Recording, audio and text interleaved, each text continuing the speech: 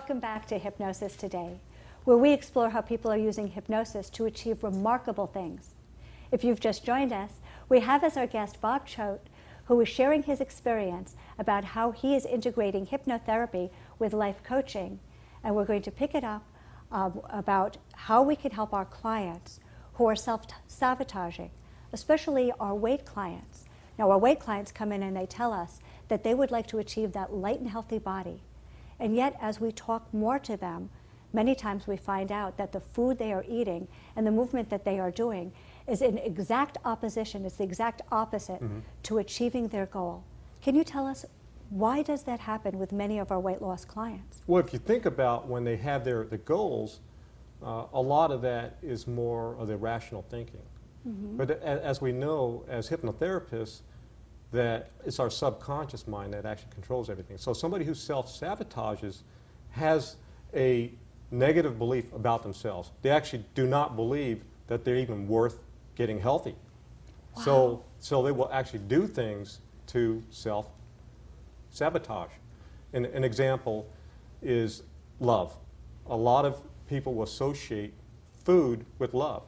They may have, as a child, gone through a stressful event. So their mother comes up and says, you poor thing, here, have some ice cream, have a cookie. Yeah. Just like that. So as we grow up to become adults, what happens? We start associating the same thing.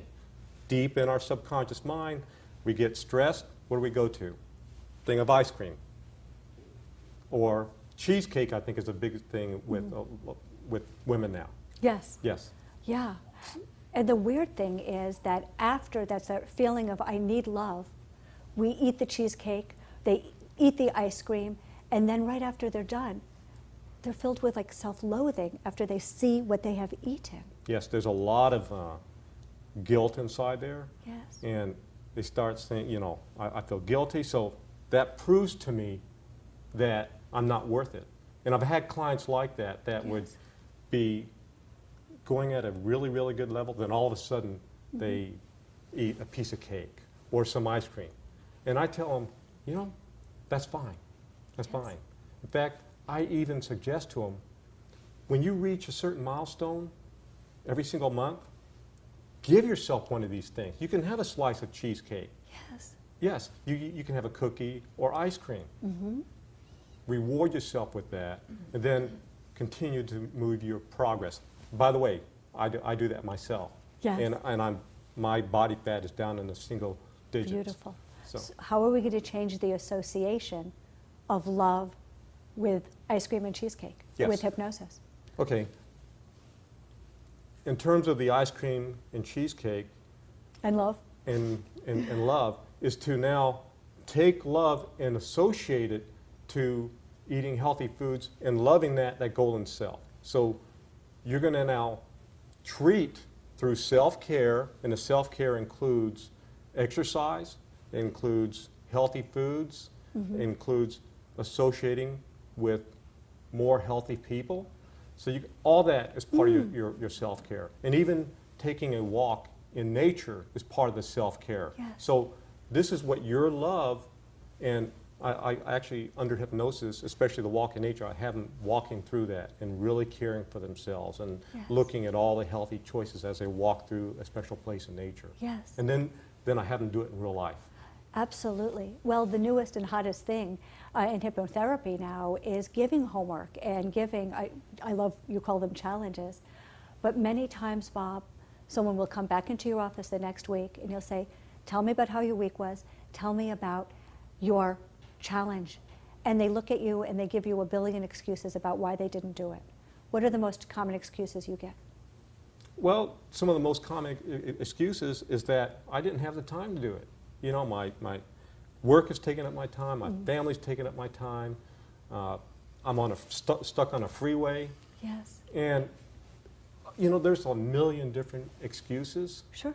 So when you're in your private practice and that's what you get, that's code. I didn't have time as code. What's that code for? Okay, part of that is that, you know, I don't really deserve to be healthy. I don't deserve it. I blame all this other stuff, but the reality is I don't deserve it. So what do you I'm say to someone who doesn't do any of the challenges? Well, I tell them, now let's take a step back Yes. and see where you need to go, because the challenge may have been a little bit too much for them. Sure. So I have them do a small challenge.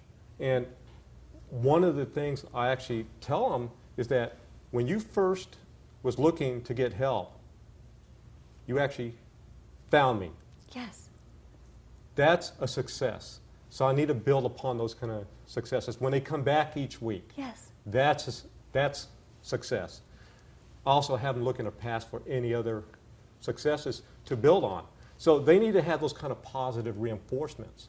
So I use that, and I even use it under hypnotherapy, that they are successful, that they deserve it, and that they really and truthfully want it. Not just need it, but truthfully want it. So I give all that, and then I said, this challenge is only going to be small compared to what you've already done. So just take these small little steps. So give me some of those itsy bitsy challenges Okay. that everyone can do, and so we can get used to deserving self-love, Okay. deserving it, and not using the code word, I was just too busy. Okay. Part of it is I would have them get a composition book. And in that book, they're going to actually write down not only their goals, but start stating that they actually love themselves, that they deserve every positive thing that's coming from them. So they're going to write all that down. Second is that they're going to be writing down, these are the healthy foods that are going to be fueling my body. And they need to write that down every single day. So I ate this food, this food, this food, this food. And same thing with the exercises or movements. So I did this today. And as they look at that and they look at the changes, they actually made positive steps. Yes. So that's a very, very powerful reinforcement. Next thing I have them do is now you go find those people to associate with that can also not only associate but support you. Yes. And positive people that are really healthy and fit, they will start to build you up. So it's not just me, because I'm part of that group, but it's everybody else. So merely being with you, that's one. All we need is 4 more. That's right. That's right. In fact, they can call me at any time. So, Yes. so if they start feeling stressed, they can do that. When they start looking at who they're around now, Yes. I think a lot of people, they have a fear of getting rid of like friends and family or anybody else that are negative. I tell them sometimes you got to make those hard decisions. But first, find a positive person to replace that. Same thing when we do a post-hypnotic suggestion. We replace a positive one with a negative one. Yes. So it's the same thing with friends. And I've certainly seen people who are very afraid to let go of negative influences in their life.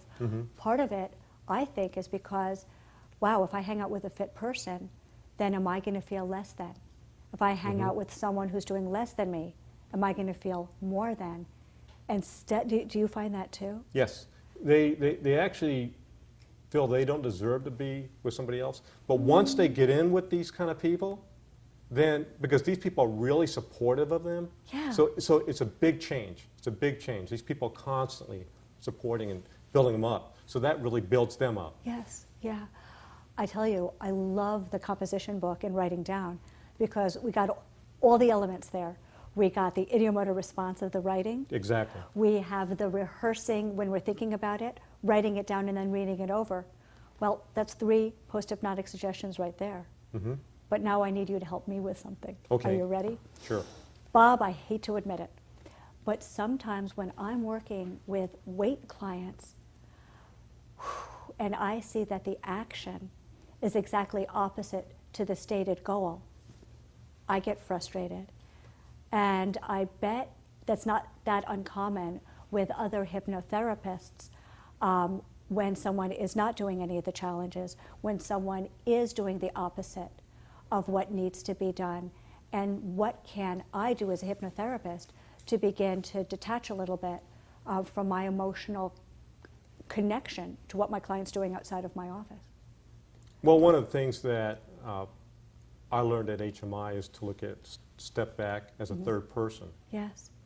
But there's another area that I learned something else. It's called tactical breathing. Where did you learn tactical? I never learned that at HMI. I didn't learn anything about tactical breathing at HMI. Yeah, tactical breathing is used by Special Forces units. I was in the Marine Corps in Force Recon, and also used it when I was with the LAPD. All right. And those are high stress. When you get in combat, in a firefight, very, very high stress. So tactical breathing came from India in their breathing, and also in the martial arts. And the way it works is that what you want to do is belly breathe from down here, and what you want to do is breathe into your nose, count of 4, hold, okay, then exhale for a count of 4, then hold for a count of 4. So it's 4, 4, 4 in terms of the breathing pattern. Then repeat as many times as necessary to get yourself back down to homeostasis. Very, very important. You know why I love that? Because sometimes when I'm with a client, I feel like I'm under fire. Oh my gosh, Bob, I'd love to talk more, and I'm sure everybody wants to learn more about how to integrate hypnotherapy with life coaching. How can people get hold of you? Well, they can go through HMIgrads.com and find Bob Choate. The last name spelling is C-H-O-A-T. Bob Choate, C-H-O-A-T, Yes. on HMIgrads.com. HMIgrads.com. Yes. Well, it appears that we're out of time for today. I want to thank Bob Choate, did I pronounce that right? You got it. For joining us and sharing his experience. And I want to thank you at home for watching the show. My name is Lisa Machenberg, and I hope you'll join us next time when we meet more people and explore how they are using hypnosis today. Please stay tuned. We have a lot more coming up for you on HMIwebTV. That's hypnotherapy television, 24/7.